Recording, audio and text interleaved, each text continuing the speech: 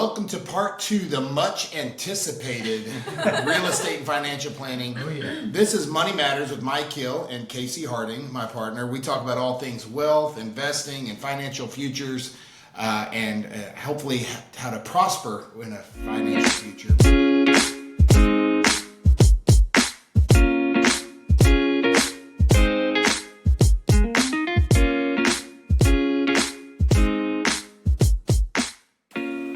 Colton and Haley Kurth here with us, the Better Together Realty Team. Yes. Next home on Main. Yes, That's there right. we go. We got Took it. a week, but we got it. But they're here as our real estate experts, all things residential, investing, and honestly, that's kind of what we're going to go on today, since God forbid we talk about investing being financial Yeah. planners as a profession. It's kind of what we do. And that's kind of the area that I have done on that side, is a lot of investing in real estate is, a side investment other than stocks and bonds, et cetera. So very curious, would love to hear some of y'all's thoughts on this. But yes, to that, go ahead and introduce yourself, and again, reintroduce yourself for Yes. part 2. This is the part on Amazon where you can either hit skip. You have the intro. Yeah. It's like skip.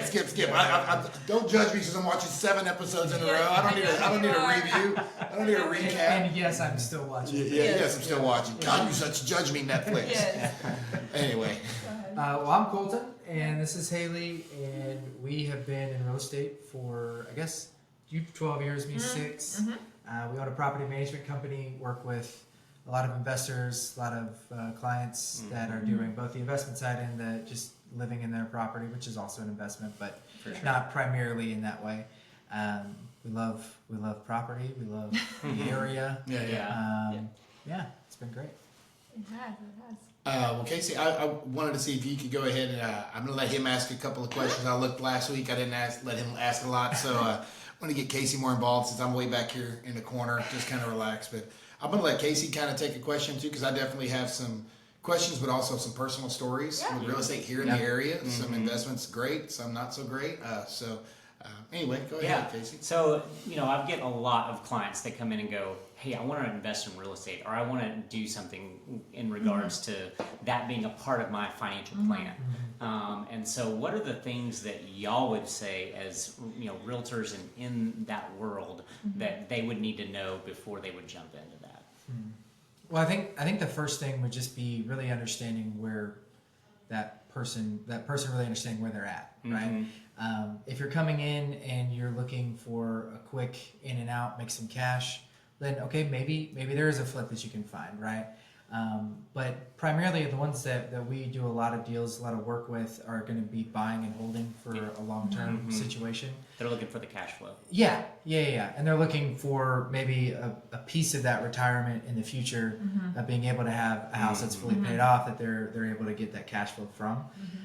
So I think really just understanding exactly what it is that you're needing and wanting. And I think that's where that relationship is very simpatico here, For is sure. that, I don't know anything about that. Yeah. Right, from Right. that perspective, right? I don't know all their finances, but if I know that they've been able to have that conversation with you guys, and then also the lender, and understand what that kind of buy box for them really looks like, Right. then we can come in and go, okay, so here's all the parameters, and then we can start backfilling in that information.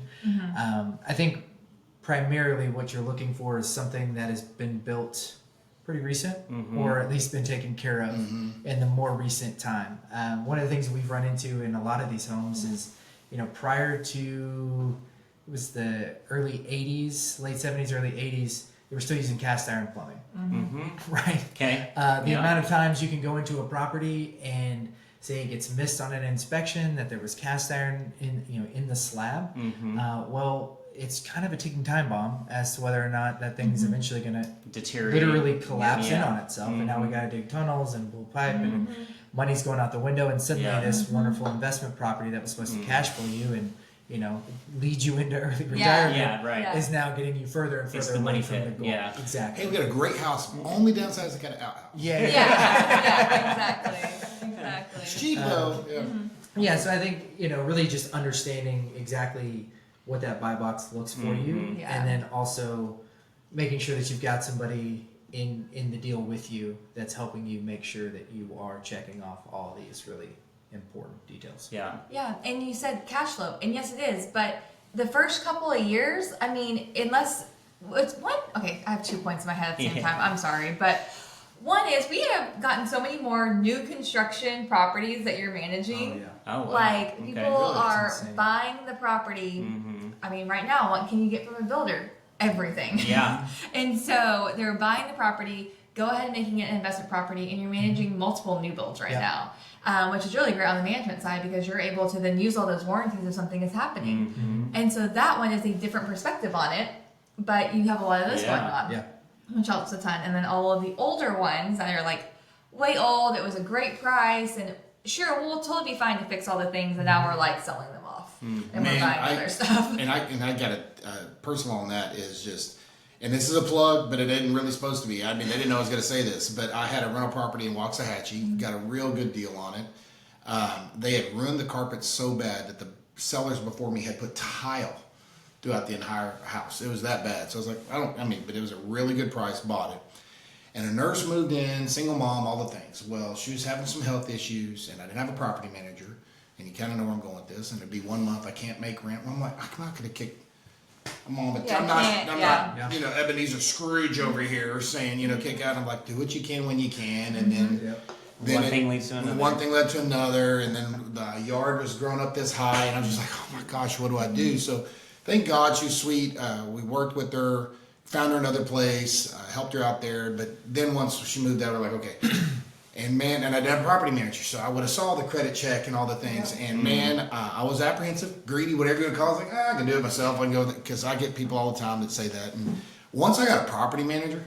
Oh my, 10%. Well, they got me about what I was getting in rent anyway, because they researched. They got the people, that fill out the credit report and all the things. And the only call I would get is, "Hey, Mike, we have to have a plumber come in. It's $300. You okay with that? I'm going to get the plumber. I'm going to do all the things." I'm like, this is it was like $150 a month because it was only 10% of the rent. Yeah. I was like, are you kidding me? Yeah. I mean, Yeah. so I can't stress that enough. I get clients all the time. But I don't want to mess with this. Get a property manager. Absolutely. Be on the beach. You don't want to be in Cancun and get a call that the AC unit isn't working very well. Yeah. And, Right. Anyway. And you have a system in place for all that kind of stuff. So, And- it's not just that one property. And I really, All of I'm them. not saying that just, Yeah. but Yeah. I'm plugging. I mean, I know Colton does a great job. I'm just saying in general, I get clients all the time. You're 65. Why are you over Why there are you changing going the out pipe there? underneath Yeah. the sink? You've already. You don't even do it. Your wife says you don't even do it at your house. But you're Right. gonna go Why over are there you and do it doing for it there? Why? You know? It does allow us to come in and handle all of that. And when you think about the amount of money that you probably personally lost Oh. during vacancy, you would have paid a fraction of that to a management company, and they would have had a shorter vacancy. Absolutely. Almost guaranteed, right? Yeah. So yeah, I mean there are small things that people can do in the management space that we're able to do that are ultimately going to make that so much less headache and hassle, It is, and ultimately cheaper. Because the plumber that you call, I've already called on 20 other properties, and you know what he loves? Me. Yeah, exactly. Because I just sent him 20 other Yeah, properties. I'm going to call a plumber Yeah. for one house when there's Yeah. a lady going, Yeah. well, I got 15 jobs for you next week. Yeah. Exactly. And anybody who is self-managing, if you're ever doing that, the day that I met my current handyman, that guy, if you don't have a good handyman, Yeah. I don't know what you're doing. Yeah. That's the key. Explorer handyman, oh, they're killing it. Yeah. Yeah. Yeah, they're doing great. Well, I mean, and Casey had kind of asked the question, but it's kind of, as far as I do know, one of the best ways to create wealth long term is definitely have your assets pay for your liabilities. And what I mean by that is if you have a home and you have rent, you have these houses outside of your regular house, and they're paying enough rent to pay the property taxes, to pay the mortgage debt.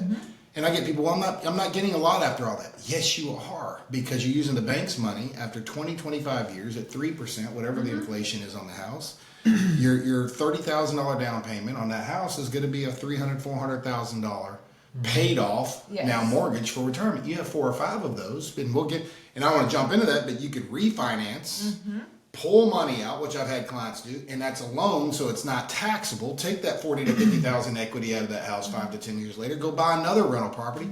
Go read Rich Dad Poor Dad. Yeah. I mean, Yeah. it doesn't tell you exactly how to do it, but there's a point that the rich dad was the one that spent every dollar that he had, and the poor dad was, anyway, not to ruin the book, but But anyway, I didn't get off the subject, but it's just that's how you can create wealth. The only and one question I had was the pros and the cons, and I guess I'm answering it, is the only negative that I've ever had with people that do nothing but real estate is when you get these downturns and you can't pull money out because maybe property values have stayed the same or haven't gone up, so the banks aren't really doing financing, or rates have gone up, so it doesn't make sense to refinance.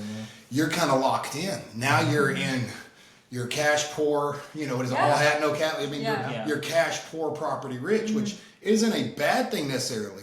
Yeah. But you get in a bind, you get laid off from work, whatever it may be, and you need to have some liquid assets. That's where me and Casey come in, because I have clients all the time that don't just ask, should I be invest in real estate? I have clients that are high net worth individuals. I go, I can't believe I'm looking at your portfolio.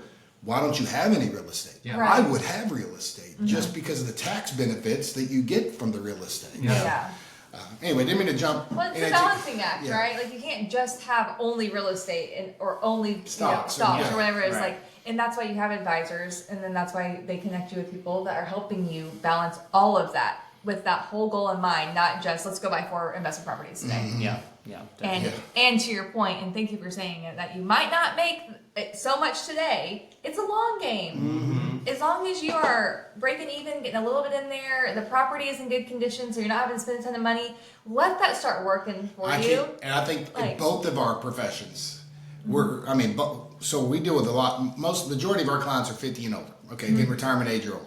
So there's still a little bit more patient. Man, both of our professions, I think, are going to be changed because of the instant gratification generation that's come up behind us. I mean, when I'm doing this, I'm like, you're on Instagram. Okay, you didn't get my attention in 5 seconds. Next. Next. It's like we're all little kings watching. Yes. You do not abuse me. Next. That's what I feel like this generation is, and I'm even guilty of it. So it's like, so we're going to ask these people that are 25, hey, you're going to be a millionaire at 55 if you do this. Can you just wait? Right. Well, I want to do that now. I want to buy that Porsche now, and I'll be an influencer, and I have a YouTube channel. Okay, but that happens for 1 out of a billion people, so maybe we do it this way to your point. The older generation, they kind of get it. It's the next one I'm kind of nervous about with the instant gratification. So. We have a good range on our clientele right now, though. Very proud of our younger. Yeah. Good. We have a good range on everybody right now.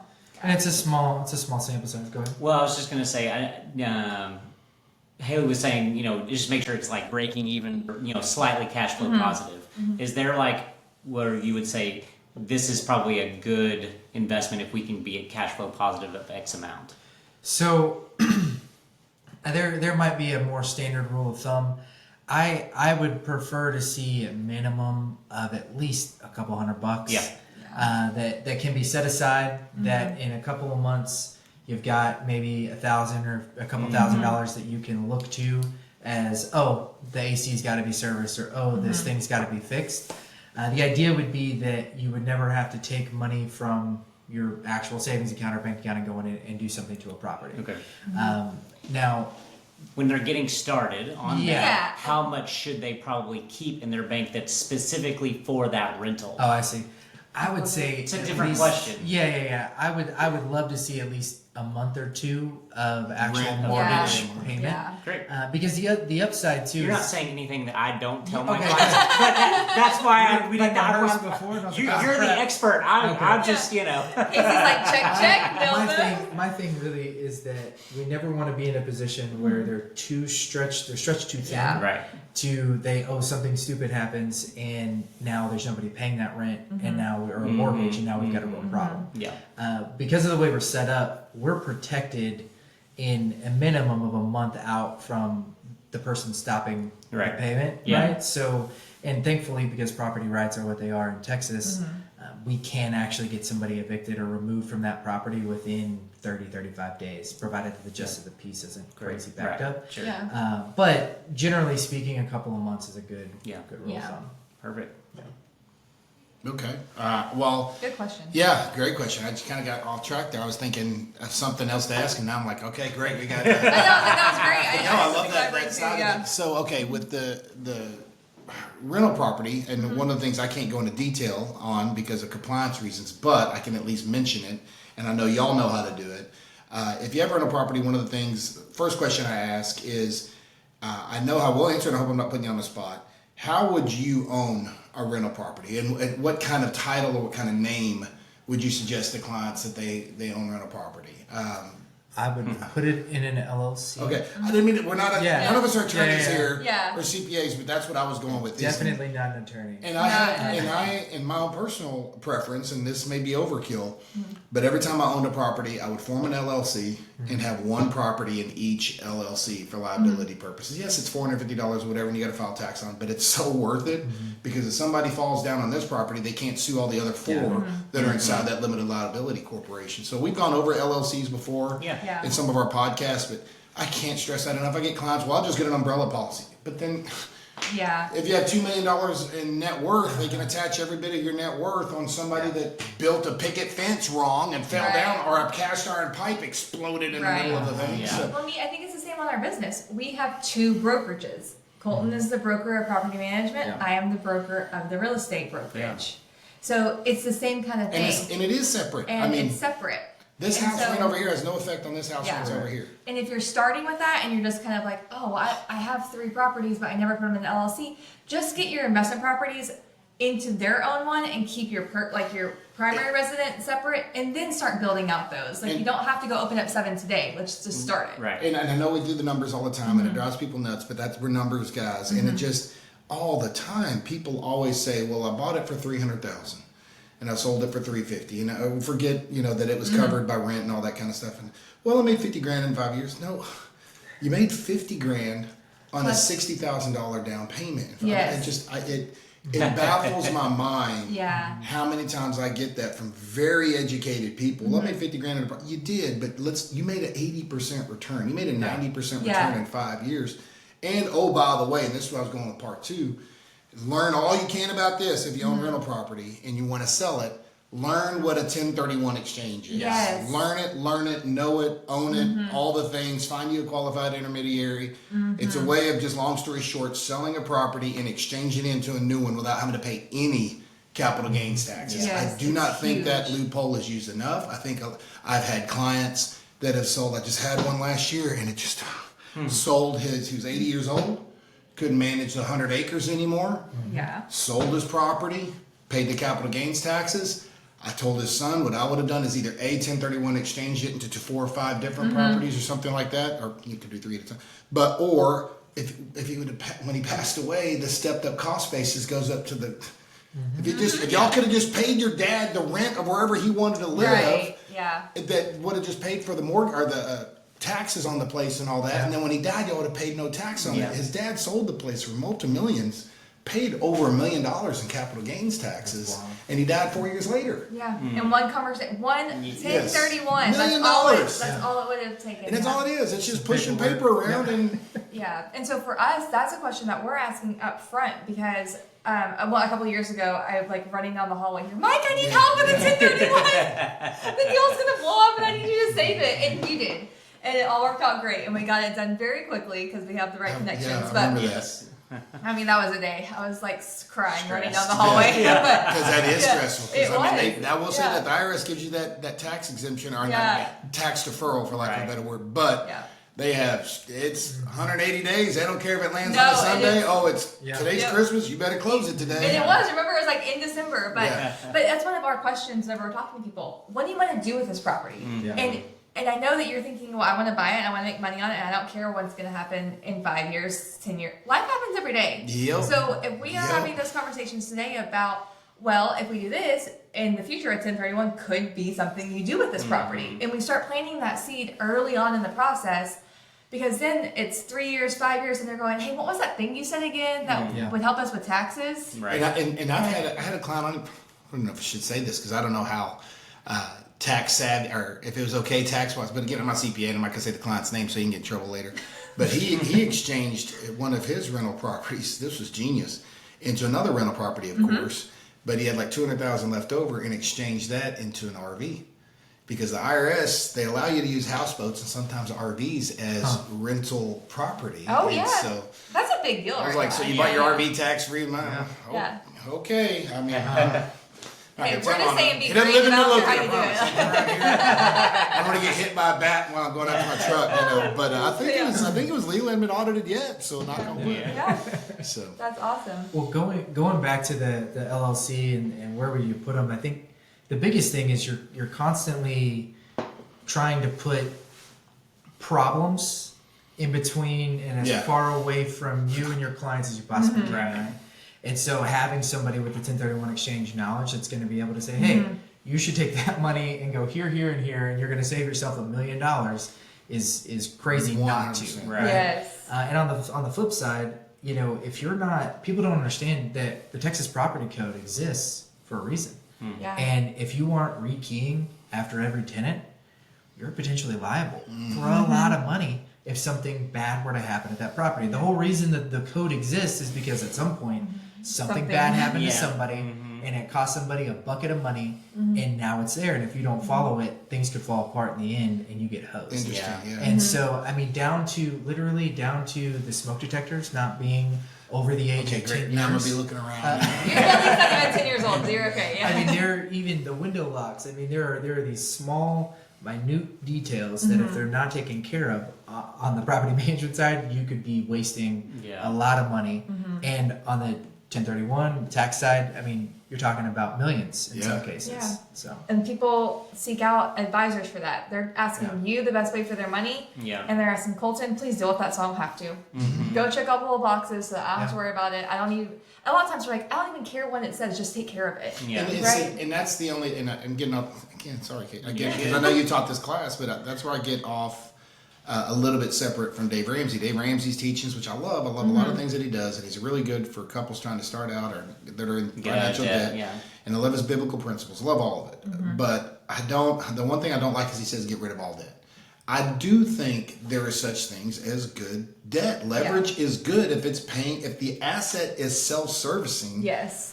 Leverage is good on property because if anything, drive around. There's houses that were 50 years ago built. I promise you, unless they're they're in the ground, they're worth more than they were 50 years ago. Yep. It's called inflation. So it's just that is. I can pick all the stocks in the world. I can't look in the eye and go, inflation's going to absolutely make the stock go up. Well, if Right. somebody comes out with an iPhone that's 10 times better than Apple and all the things, Apple stock ain't going up, you know. Yeah. So anyway, it's just I love leverage. I just wanted to point that out because I've had that question. What do you think about Dave Ramsey? He always says get rid of all debt. On the rental properties, if it's self-serving, I don't Yeah. agree with that. That's just me. Yeah, you know, yeah. So anyway. I think it just all depends on your goals, and that's where you're gonna call. You're gonna call everybody. It Get depends your on goals your written Mike, you told me not down. to pay it off. Now I don't have a tenant and I'm Yeah. broke. Okay, Yeah. well, you know. How do you see the real estate role kind of complementing with what we do as financial advisors, and a piece of advice that you would give somebody looking to do some kind of, rental property for the first time, and how that I guess the first question is how the role with us and you merges, especially into the rental property game or investment property game. And then second question would be, what advice would you get to people that are doing it for the first time? Well, I'm gonna answer the second one first. Just pull up here. It's the same building. You can talk to all of us. Did that on purpose. And we can help you out. But I think I know that we refer to y'all a lot and vice versa because our jobs do overlap so much, right? Like we're constantly telling people. The other day you're like, hey, you said that you're coming into this, and now you got to call Mike Well, first that was- before that we was can the buy story your I next was gonna property. tell. Yeah. literally had a client call me. They had just purchased a home, and then they had a great situation at work. Ended up coming into a large sum of money, and they called me and said, "Hey, we want to buy an investment property." I said, "That's great." We start talking more, and they're like, "Yeah, we've got all this money here, and this is coming." And then they start asking me about, well, we're going to put some over here in this investment. We're going to go here, and I said, "Hey, that all sounds great to me, but if I'm being honest, I have no clue if that's a good idea or not." And they said, "Okay," and I said, "Here's this number. Call." I said, "Call Hill Financial. They're going to take care of you, and at least have the conversation." Because in the same way that I would tell them to go talk with Danny or a lender and figure out what your monthly is going to be, what this overhead and this is going to cost to actually get in. Right. In the same way, I can't look at them and say, well, if you buy this house, I can guarantee it's going to do this. Yeah. But if they come here and they say, hey, Casey, Mike, what do I need to do? You're going to be able to say, here's a plan of what I would do with that money. And literally, well, I said like 4 times, but It's what's gonna going to resolve. happen is they call, they're going to have that appointment, and then we'll be able to circle back and just plan appropriately. I think I could.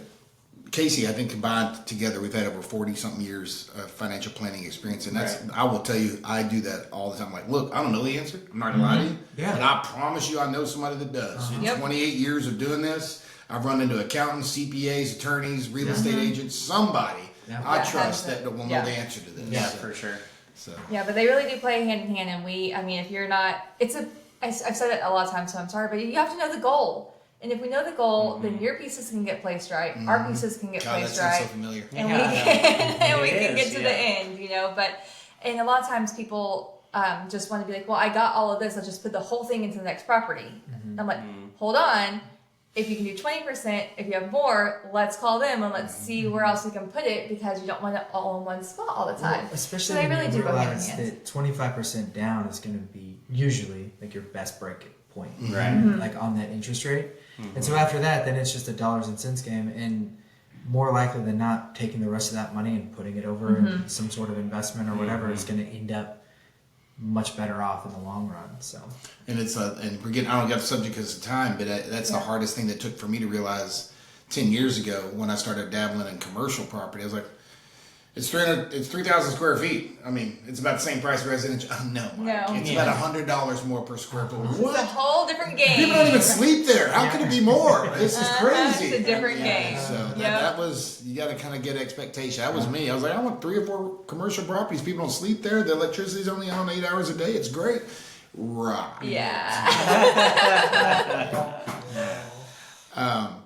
Anyway, so I think the last thing was kind of what we were talking about was if you had a first time buyer looking to do it, what is, just real quick, I know we kind of gone over some tips, but just what would you tell them? Just, I guess, go get a loan, or what would be your, Yeah, I'm first walking time, in right yeah. now, I want to buy rental property by June 15th. What would you tell them? You can call us today, Yeah. and we can help you. The thing would be like, okay, you're ready. This is your first investment property. Get in the door. We have a lot of questions. You need to sit down with whoever you're going to use and make sure that you Better understand. together. Yeah.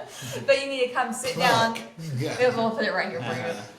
Have a real conversation, and you have to be honest with us too about when it's all looking Yes, like. yeah. And I know it's tough because we're talking about money. You know, it's hard to talk about money with your spouse. It's hard to talk about money with your advice. Like, you want everyone to think that everything's good. Mm-hmm. And the more honest with us you are, the better we can help you. We can make sure that it is the right time, that we can have somebody in there by June 15th, that all of it makes sense, and that don't only have $5 left over, and then things are going to happen when you buy a house, whether it's investment or not. So, is everything in line? Sit down. Let's talk about savings account. Let's talk about how much we can actually rent this property for. Just because you think that's a great rental neighborhood does not mean that it is. A lot of times HOAs have a huge factor in that, and the common consumer isn't thinking about that. And so we have a list of questions to make sure that we're hitting your needs, that we're putting you in there for success, we're setting you up for that success, without you just being like, I got some money, let's go buy a house. And so, I mean, the biggest thing is, and I know it sounds very cliche because it's been my answer to everything you've asked, but it's sit down and have an honest conversation, and let's make sure that we know what the goal really is. Yeah. And it's completely possible. It takes about 30 to 45 days to close on a house. But that means that you've talked to the lender, we got the right type of loan set up to make sure that we're not putting you in a situation where you accidentally checked primary residency somewhere where that's not supposed to be, because that's a whole nother game. Then we got to go sell the house because now you got 2 primary residents, right? Making sure you set that up correctly, making sure that we gave ourselves enough time. Is your goal that I only want to be able to get the best deal out there, so I want to slash the price? Or is the goal that I want to have this as my monthly payment because that's what we can afford, and if the whole rent covers it, then great. And then we structure that deal right to get you there. And so it's way more than just, I got some money, let's go buy a house. Yeah. I think the takeaway with this, and I think this is why we align so well, and it's not that way. I've worked with realtors in the past, et cetera, and same way with advisors. That's why I think me and Casey make a great partnership as well. Is I've never considered myself a salesman. If I have to sell you on something, then it makes me feel icky. I don't like the feeling. Yeah. All of it. I feel like we're already contrary to each other. Yeah. I'm winning, you're losing. It just, I don't like that, being on different sides Yeah. of the table. I always try to consider myself a teacher. Here's some things that I've learned in 28 years. This is the advice I would give you if I was sitting where you are. Doesn't mean you have to do it, but here, and it's honest and it's pure. And I think y'all do the same thing. Y'all are teachers. You can just hear Yeah. that Yeah. with how you're handling just these questions. And I think that is the difference. I think you find somebody just there to educate me, to help me along the way I could trust, but teaching first, I can't say that enough. I think is what people want, especially in these kind of fields, especially in things, because you're right, taxes, liabilities, all, I mean, HOA, all the things. It's just, do you have a property manager? Do you not have a property manager? All the things, questions that come up that looks good on paper, because I saw a TikTok saying, hey, this is how you become This a is how you do millionaire. it.